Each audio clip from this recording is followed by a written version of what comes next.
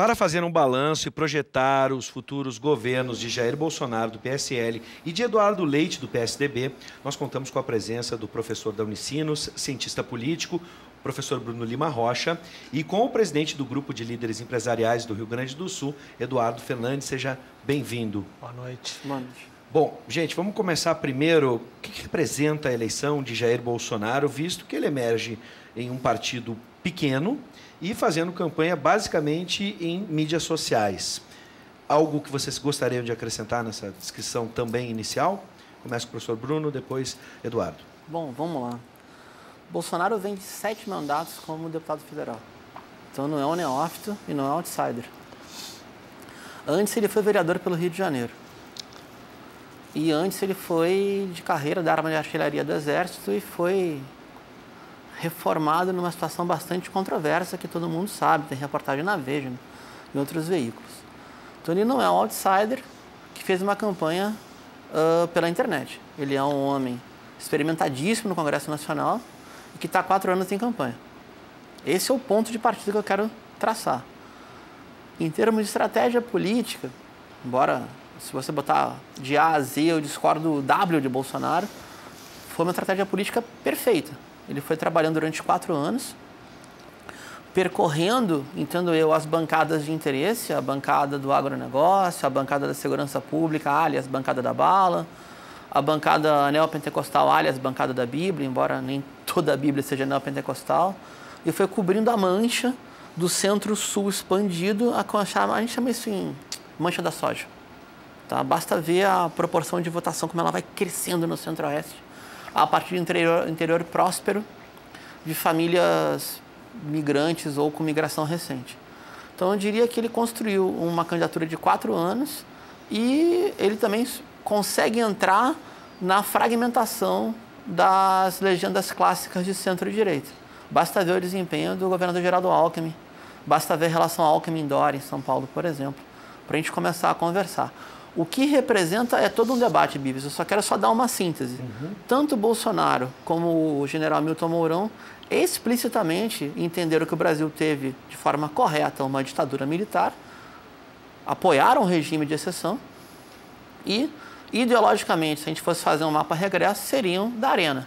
Então, a gente tem um retorno ao poder de uma extrema-direita sob o sistema democrático. Vamos ver o que eles vão fazer no governo. Eduardo Fernandes.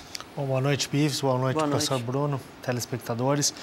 Nós tivemos diante aí de um fenômeno, talvez o maior fenômeno da história recente política, que é Jair Bolsonaro. Emergiu de um deputado dentro da Câmara sem muita significância, transformou um partido como o PSL na segunda maior bancada hoje do país, elegeu governadores em estados como Santa Catarina, que era governado por algumas famílias, Bornhausen, Amin e outras, e elegeu um coronel que foi filiado ao partido esse ano. Então ele vem, aquilo que se dizia, talvez ele não vá ter maioria para governar, ele veio com uma força muito grande e pela primeira vez só o Nordeste em que ele perdeu. Às vezes se tinha ali no Sudeste, geralmente Minas Gerais e Rio de Janeiro, nos governos PT, quem ganhava não era o candidato da, como se diz assim, direita. Ele conseguiu ganhar em todas as regiões, menos no Nordeste. Então ele vem com uma força muito grande. Como o professor Bruno falou, ele vem com uma campanha durante 4 anos, já mantendo essa linha anti-PT, que eu acredito aí o próprio PT não conseguiu entender isso internamente, esse discurso, e talvez tenha sido culpado também pela sua derrota, por esse fenômeno virar tão forte como o fenômeno Bolsonaro. Mas eu quero exaltar também que ele fez o discurso dele, principalmente de falar do respeito à Constituição, do movimento de desburocratizar o desenvolvimento do Estado, que hoje é muito difícil, o Estado causa muito empecilho a quem quer empreender e a quem quer desenvolver no Estado, e um discurso também de pacificação, porque essa foi uma eleição de muito conflito, foi um lado contra o outro, não foi uma eleição que mostrou muito o que de projetos. Então esse discurso de pacificação também acho que é importante ser ressaltado, porque a partir do momento em que se ganha a eleição num processo democrático, é um governo para todos e que deve ser, se tem oposição ou não, mas tem que se ter aí um processo de pacificação, porque esse conflito foi muito forte e travou muito o país nesses últimos 2, 3 meses. Eu vou começar com o Eduardo, depois passo para o professor, que já tocou na questão do discurso. Então, mais uma análise, e se nessa tua análise, Eduardo, por exemplo, até que ponto pode preocupar os discursos extremos de Bolsonaro no passado e quão relevante foi o seu primeiro discurso? E aí vamos dividir em 2 discursos. O primeiro foi via internet. O segundo, aí sim, pelas grandes redes de televisão. E já acrescento aí nessa questão esse segundo movimento de Haddad, que no primeiro momento não cita o candidato e nesse segundo momento, como a gente viu na reportagem da TV Cultura, né, acaba cumprimentando o presidente eleito, Jair Bolsonaro, pelo Twitter. No primeiro discurso, o presidente eleito, Bolsonaro, ele faz um discurso para a sua militância e ele é um discurso também que não é muito agradável, é um discurso também que ele exalta muito a questão religiosa e num Estado laico isso é uma coisa que pode ter um conflito, então ele faz algumas exaltações que não soaram muito bem. Um pouco conflitante, batendo na imprensa, que a imprensa teve muita contra ele foi um candidato que saiu do nada e coisa. Já num segundo discurso para toda a sociedade, para a população, ele faz esse discurso de respeito à Constituição, pega o livro do Churchill, coloca isso, mostra como os grandes líderes internacionais, outra coisa também é as relações internacionais. E, por um outro lado, vem o discurso do Haddad, que não exalta o processo democrático, não aceita, vamos dizer assim, a derrota e faz, como é de praxe, uma ligação para o presidente que ganhou, para o ganhador, para colocar o processo, dizendo exatamente por isso, por essa série de conflitos que tiveram, parece que não ficou muito resolvida a situação. Já passando um dia, talvez por uma série de críticas e talvez por uma reflexão interna do partido e dele próprio, vai pelo Twitter, que é uma plataforma que o próprio Bolsonaro usa muito, e o Trump também, e vai lá e faz essa felicitação, essa saudação pela internet. O que é importante é que a gente precisa, diante desses 2 discursos, é analisar qual é a forma que vai ser, como a oposição, através do discurso do PT e dos partidos de esquerda, vai se colocar e como o próprio presidente eleito também vai se colocar no momento que agora ele é o presidente do Brasil, ele é o presidente de todos. Bom, eu quero lembrar que você pode participar da nossa conversa, 99588-2374, pelo WhatsApp, apenas mensagem de texto, 99588-2374. Professor Bruno, a mesma questão. Antes de eleito, os discursos de Bolsonaro, depois da eleição, os primeiros pronunciamentos, e essa relação agora entre Bolsonaro e Haddad, né, porque se busca uma união, pelo menos os 2 tentam entender o que aconteceu, e Bolsonaro fala muito em união. É possível isso? Olha, depende muito do presidente eleito controlar sua própria base. Hoje, ou ontem à noite, já teve um pronunciamento do deputado Campagnolo, estadual pelo PSL catarinense, dizendo: agora todos vocês estudantes gravem seus professores em sala de aula e me enviem a denúncia. E hoje de tarde eu recebi por fonte segura uma nota do MPF dizendo que isso daí é inconstitucional. E já saiu um manual de defesa jurídica de docentes. Então, ou o presidente, de forma enfática, controla a sua própria base, que eu acho bem complicado, porque logo na sequência eu recebi um vídeo do próprio Bolsonaro, ainda em campanha, quando deputado, dizendo: se seus professores se processarem por gravar, mande o vídeo para mim que eu ouço o processo. Ou algo assim. Postei no meu Facebook, vejam lá. Não é trocagem. Então, ou ele controla a sua própria base de forma enérgica, ou vai soar uma possibilidade de duplo discurso. O que vai levantar muita desconfiança, porque, vejam bem, ainda que ele esteja agora eleito presidente do Brasil, e eu até acredito que ele, Jair Bolsonaro, vai tentar ser o mais ponderado e sensato possível, ele, pessoa física, acredito mesmo. Até porque já viu o que é os termos da política, passou por um atentado. Eu não sei se ele consegue se desvincular de 28 anos de proselitismo misógino, homofóbico, racista, apoiador de violação de direitos humanos. A carreira política dele foi feita em cima da defesa da ditadura militar e do não reconhecimento ao direito à diversidade e à diferença. E ele tem uma base pentecostal, neopentecostal muito grande e foi representado, inclusive, o colega falou muito bem, né? Esse conflito que dá, né, no Estado laico de ter o senador Magno Malta puxando uma oração em público em rede nacional. Certo? Então, me pergunto, se eu sou, por exemplo, adepto, se eu sou seguidor de uma religião afro-brasileira, eu vou ficar confortável com isso? Eu estou falando, a maioria da população brasileira é afrodescendente.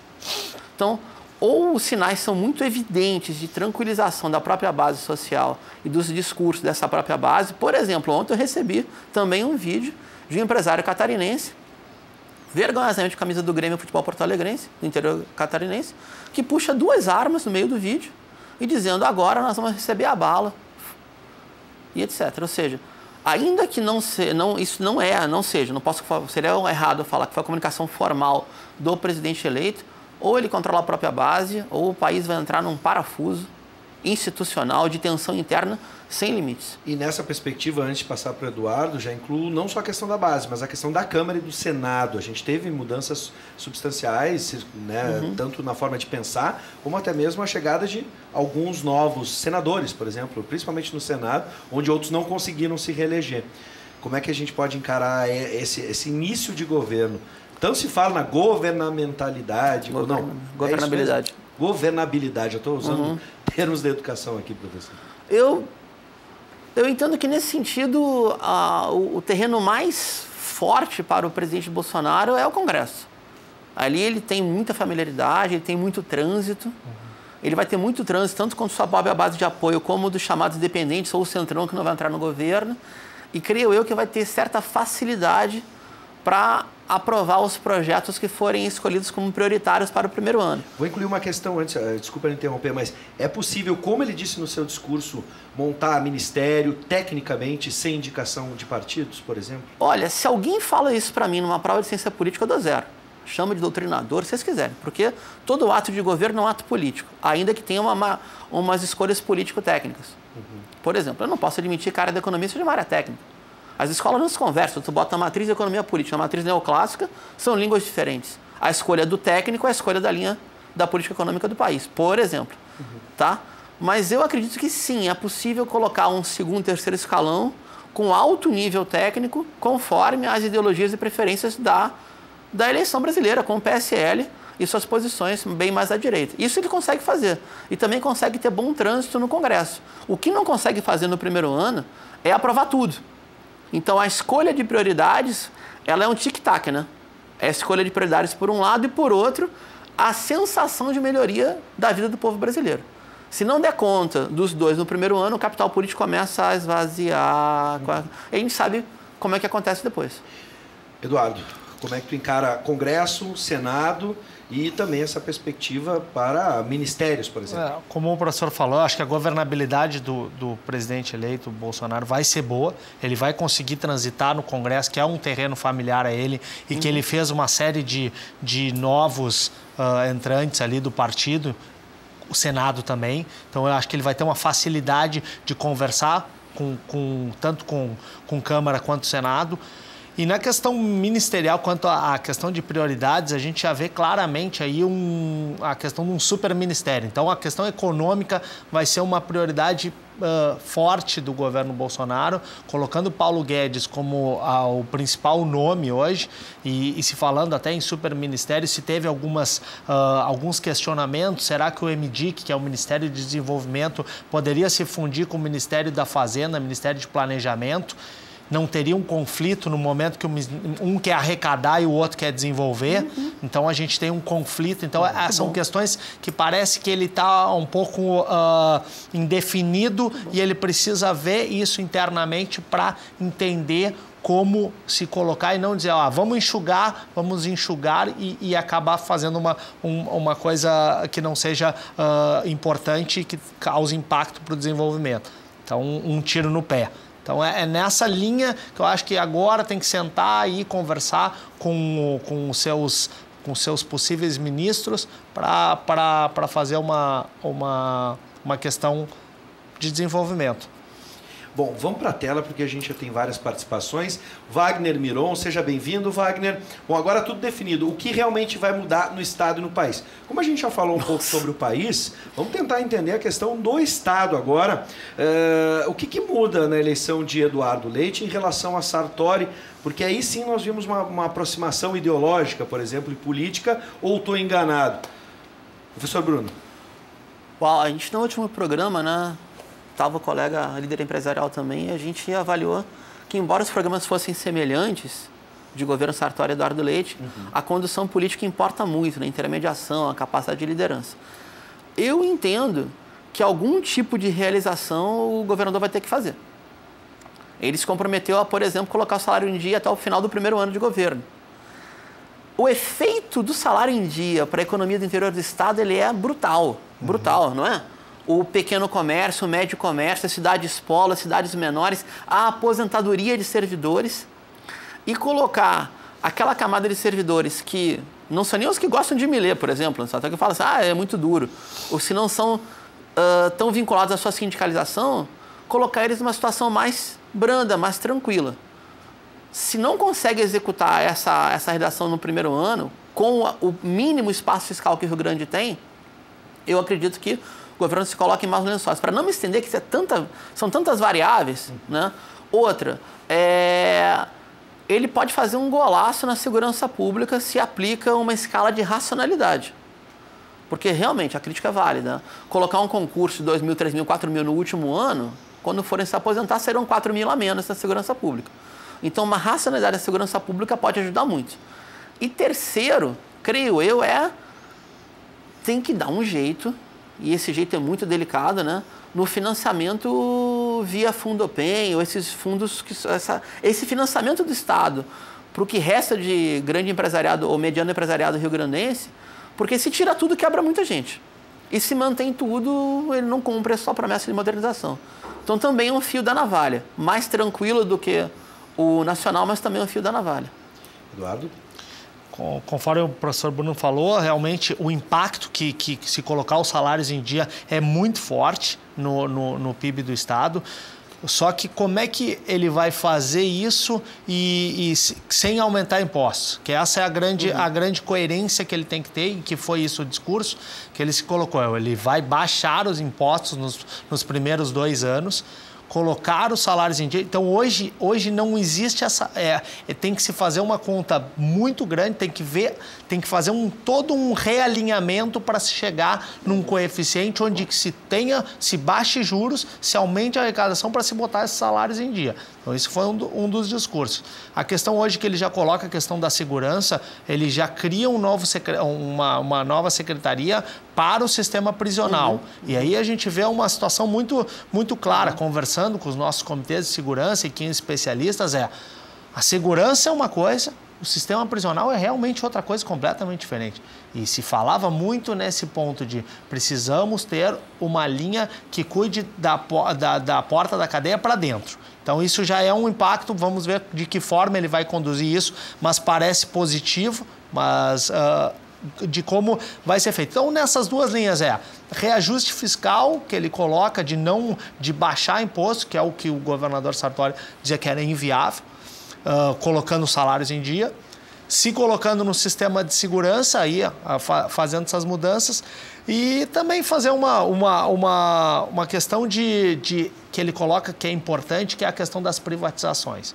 Ele já colocou que vai querer privatizar todos os órgãos do governo, menos Banrisul e Corsã. Aí tem um impasse, né? Porque a gente viu o que aconteceu no governo Sartori, essa divisão entre MDB e PSDB na questão das privatizações. Por isso eu pergunto, vou juntar a pergunta do Sedenir, seria para o Eduardo, mas vou fazer para os dois, né? A bancada do PT, e aí ele já faz uma espécie de juízo, vai atrapalhar pouco ou muitos projetos de Bolsonaro. Eu vou perguntar como será o comportamento da bancada do PT em nível nacional e também aqui no Estado, lembrando que as bancadas na Assembleia, as duas maiores, são do MDB e do PT, e aí na questão do estadual, como vai ser o MDB no governo de Eduardo Leite, vídeo que foi o governo o PSDB no governo de Sartori. Sim. Professor Bruno. Eu vou começar citando uma frase clássica do Pedro Simon, quando eleito governador. Ele disse, eu perdi maioria por um voto, e sem maioria na Assembleia, eu comi o pão que o diabo amassou. Ele é meio dramático, né, senador Simon?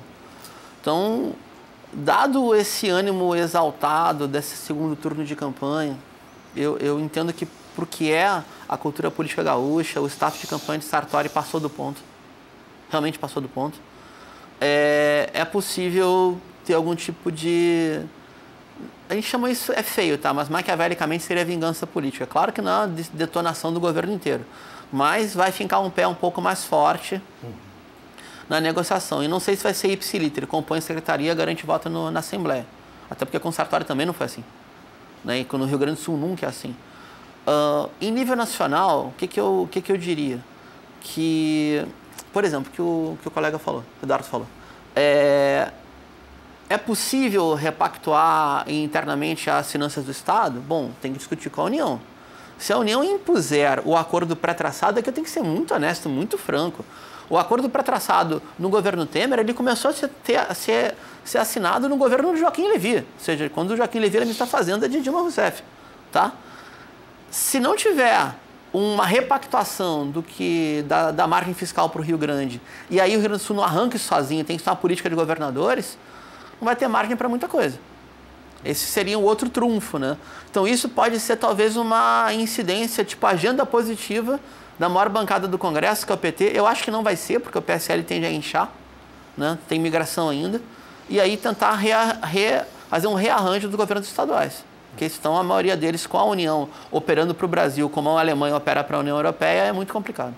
Eduardo, nos dois casos, Estado e também no país. Começando pela esfera federal, o PT aí vem com 44 milhões de votos, vem com a maior bancada do Congresso, então deve fazer uma oposição forte, até pelo nível que foi a campanha, de como foi feita já os primeiros discursos, então deve fazer uma forte oposição, deve se colocar... E eu acredito que a oposição, dependendo de como ela é feita, ela é importante até de uma forma para fiscalizar o que tem sido feito, não numa forma destrutiva e sim construtiva. De que lado que for, sempre a oposição ela acaba deixando com que nunca se tenha talvez uma ditadura, alguma coisa assim. Então a oposição ela é importante quando ela é construtiva e de maneira para fiscalizar. Aqui no estado eu vejo que o discurso do governador Sartori, quando perdeu, já diferente da esfera nacional, foi um discurso muito bom. Um discurso em que aceitou a derrota, falou, desejou uma boa condução para o novo governador. Mas o MDB com certeza vai ficar numa situação, porque o PSDB era parte do governo, saiu e fez um governo e fez um candidato e acabou elegendo e votou algumas coisas contra quando era logo que saiu do governo. Então vai ter que se realinhar esse modelo, ver como é que o Eduardo Leite vai compor essas secretarias, como é que ele vai compor esse modelo de Estado e de que forma o MDB tem parte nessa governabilidade na esfera estadual. Bom, quero agradecer, sempre atendem os nossos convites, presidente do LIDE-RS, Eduardo Fernandes, e também o professor da Unicinos, cientista político, Bruno Lima Rocha. Sejam sempre bem-vindos e a gente vai, ainda esse ano, conversar outras vezes e também já prevendo o que vai acontecer em 2019. Sejam sempre bem-vindos. Obrigado pelo convite.